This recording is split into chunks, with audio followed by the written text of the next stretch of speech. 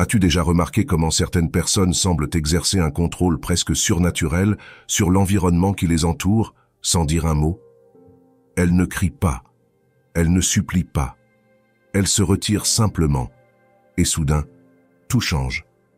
L'énergie se modifie. Les gens commencent à se poser des questions, à courir après, à ressentir quelque chose. Imagine maintenant que tu fasses la même chose, que tu arrêtes de réagir à tout instantanément, que tu choisisses le silence au lieu de la réponse automatique, le retrait au lieu de l'explosion. Que penses-tu qu'il se passerait? C'est là que réside l'essentiel. Quand tu cesses d'être toujours disponible, émotionnellement, physiquement, psychologiquement, le monde autour de toi plonge dans la confusion. Parce que les gens avaient l'habitude de te contrôler par tes réactions, tes impulsions, ta prévisibilité. Mais le jour où tu choisis de te retirer, la donne change. Ceux qui croyaient te connaître réalisent qu'ils ne savent en réalité rien de toi. Carl Jung a dit « Tout ce qui nous irrite chez les autres peut nous mener à une meilleure compréhension de nous-mêmes. » Maintenant, réfléchis à ceci. Quand tu deviens inatteignable, qui est réellement pris de panique? Qui s'irrite? Qui tente de te provoquer juste pour provoquer en toi une réaction? Cela en dit plus sur l'autre que sur toi. Et cela révèle surtout à quel point tu es encore manipulé sans le savoir. Tu continues de te donner pour faire plaisir, pour préserver la paix, pour ne pas perdre des personnes qui, au fond, n'ont jamais vraiment été là pour toi. Et à chaque oui forcé, chaque réponse immédiate, chaque réaction émotionnelle, tu perds un peu de ton énergie. À la fin de la journée, que te reste-t-il? De la fatigue, de la frustration, un vide inexplicable. Et je vais te dire pourquoi. Parce que tu es trop disponible pour ceux qui ne méritent même pas une minute de ton silence. Cette vidéo ne parle pas de tourner le dos au monde, mais de se choisir soi-même. D'apprendre ce que Jung appelle l'individuation. Le processus qui te rend entier, authentique, complet. Et ce processus commence quand tu comprends que le silence peut être plus fort que 1000 arguments. Que le retrait, quand il découle de la conscience et non de la fuite, est un acte de pouvoir. Alors je te demande maintenant, en te regardant dans les yeux, jusqu'à quand vas-tu te laisser contrôler par les émotions des autres? Jusqu'à quand vas-tu réagir comme un pantin chaque fois que quelqu'un appuie sur ta blessure? Peut-être est-il temps de couper ces fils, de te retirer, de devenir un mystère. Car lorsque tu cesses d'être disponible, tout change.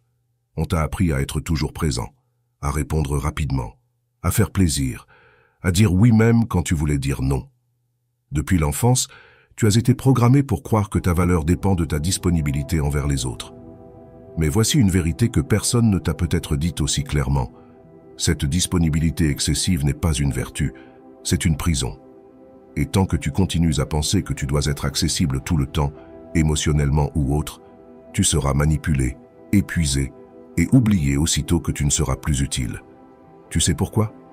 Parce qu'être toujours disponible te rend prévisible. Et tout ce qui est prévisible se transforme en outil. Les gens commencent à t'utiliser comme un bouton d'urgence émotionnelle. Ils l'activent quand ils veulent de l'attention, un soulagement, une validation, puis te remettent sur l'étagère. Mais tu ne le réalises pas parce que tu vis dans l'illusion que le fait d'être présent pour tout le monde fera qu'un jour, quelqu'un sera présent pour toi.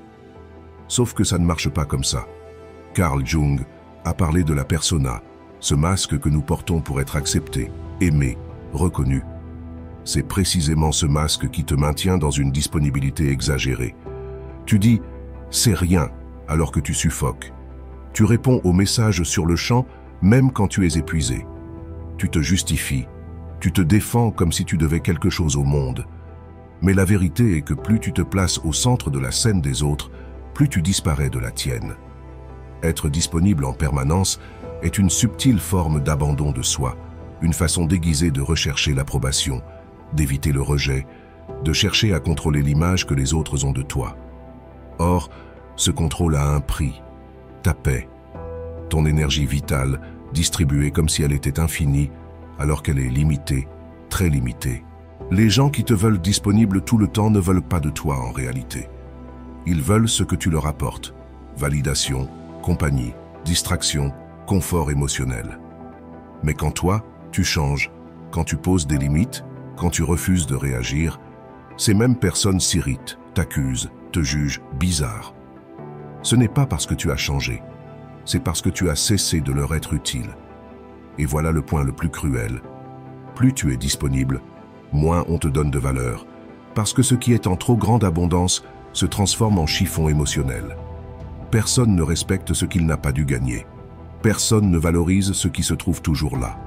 Alors maintenant, arrête-toi et réfléchis. Qui mérite vraiment ton temps? Qui mérite ton attention, ta présence, ton écoute? Ou mieux encore, qui mérite ton absence?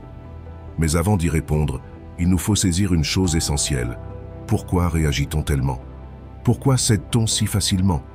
Qu'y a-t-il derrière ce besoin presque automatique de répondre, de justifier, de faire plaisir? La réponse se trouve dans ce que Carl Jung appelait l'énergie psychique.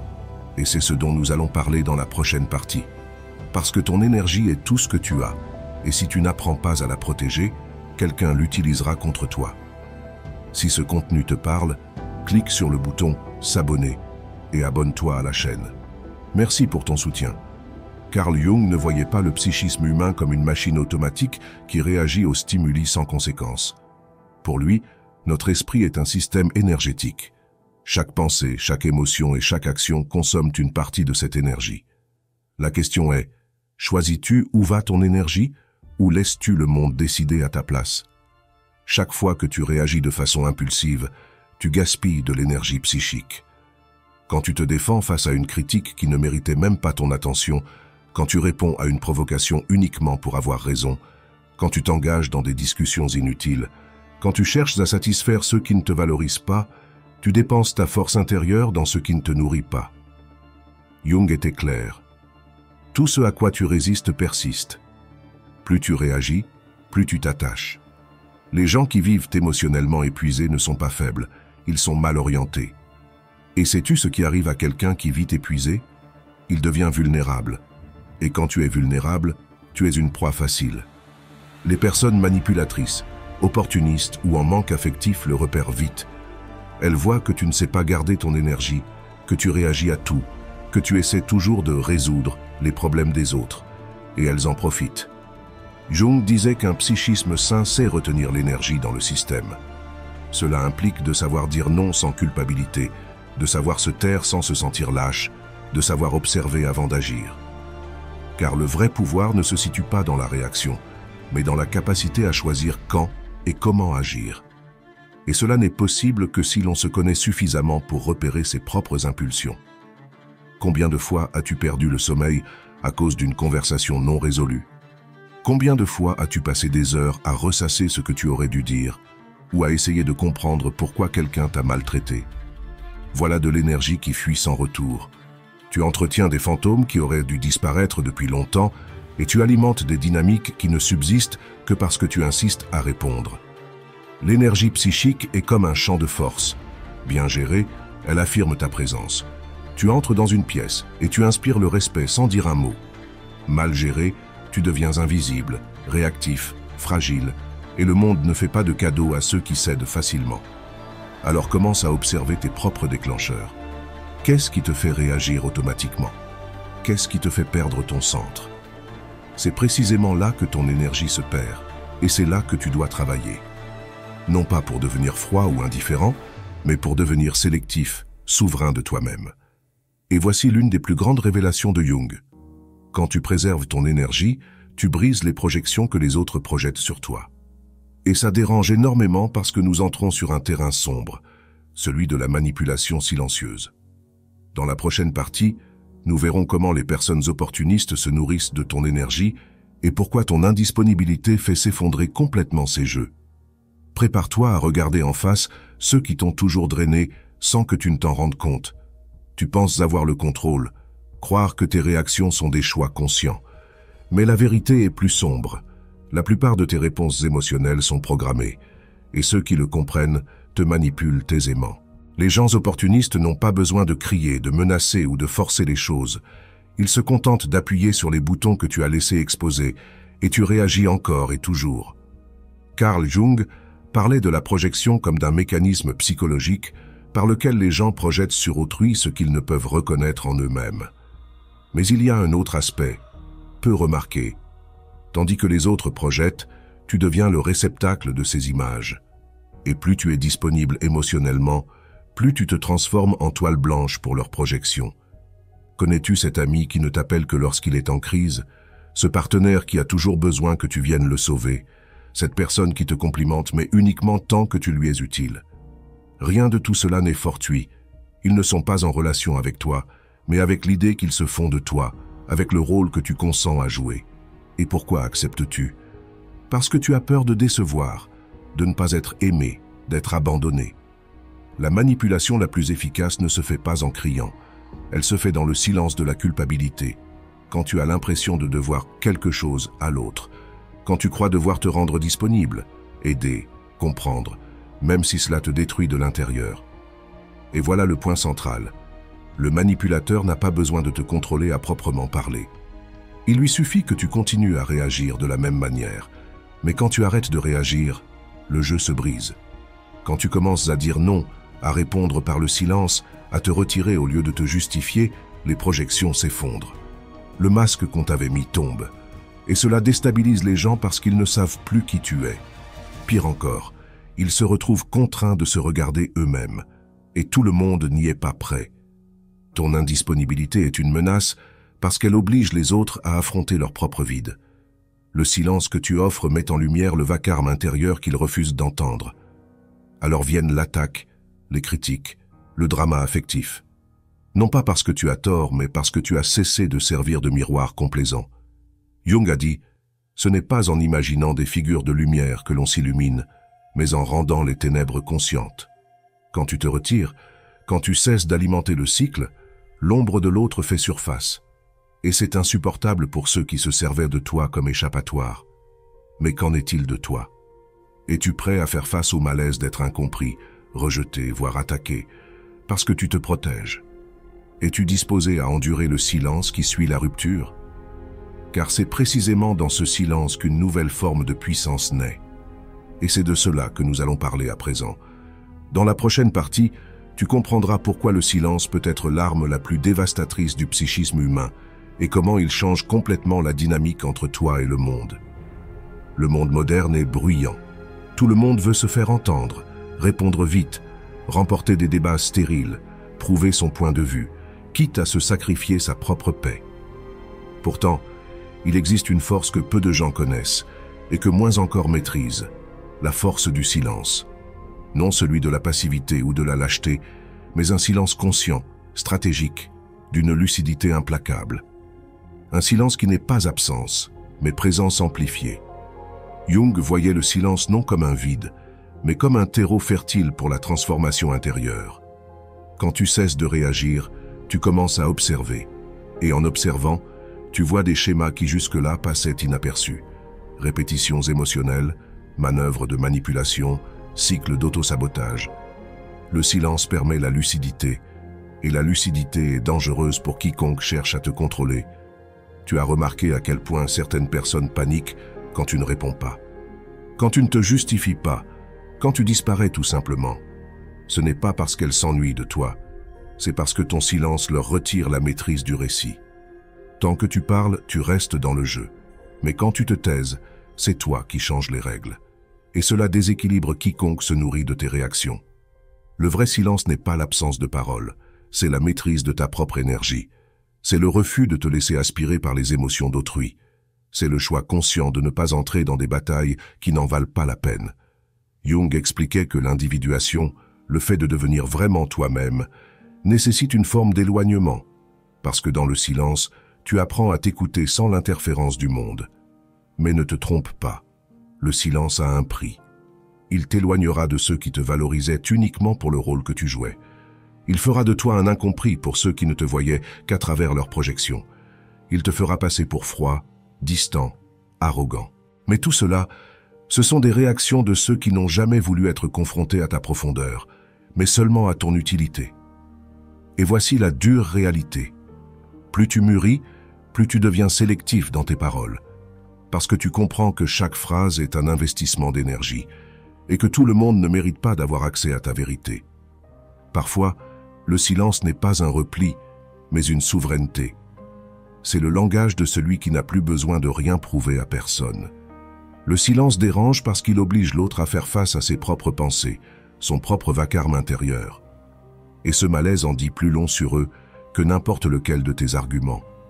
Tu n'as pas besoin de justifier ton absence. Elle se justifie d'elle-même. Et ceux que cela menace prouvent à quel point ils dépendaient de ton déséquilibre pour garder le contrôle. Mais le silence le plus puissant n'est pas celui qui perturbe l'autre. C'est celui qui te reconstruit de l'intérieur. Celui qui te relie à quelque chose de plus profond que l'approbation d'autrui. Car c'est dans cet espace intérieur, libéré des exigences des autres, que tu commences à récupérer ton énergie vitale et à reconnecter avec ton essence. C'est précisément ce dont nous allons parler dans la prochaine partie. Car il ne suffit pas de faire taire le bruit extérieur. Il faut réapprendre à utiliser ton énergie consciemment, choisir où elle va, où elle reste, et surtout où elle ne doit pas être gaspillée. Il est temps d'apprendre à être sélectif avec ta propre âme.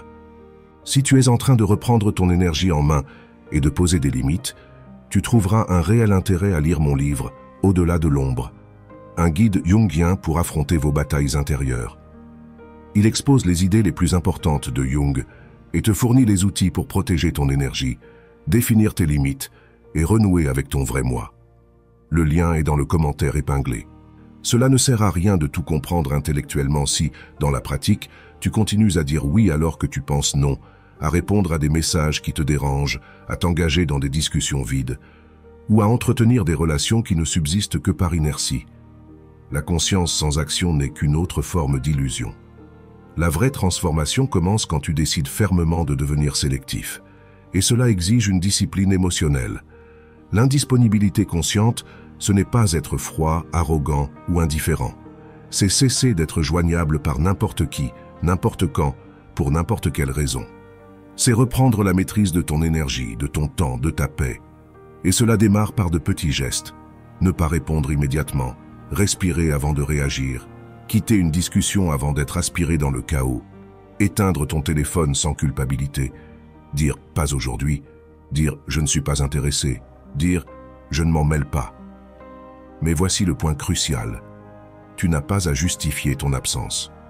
Tu n'as pas à expliquer ton silence. Tu ne dois rien à personne si ce n'est à toi-même.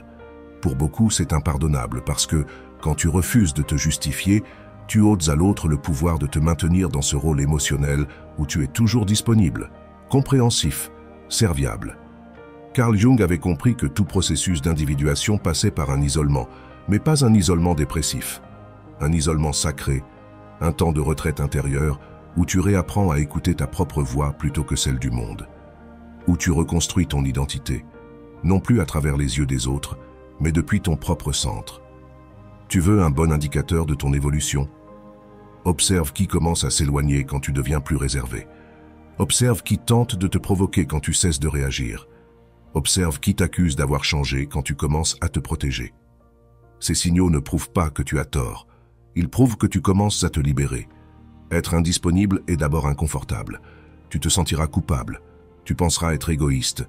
Tu entendras dire que tu vas trop loin. Mais cela fait partie du processus de déconstruction.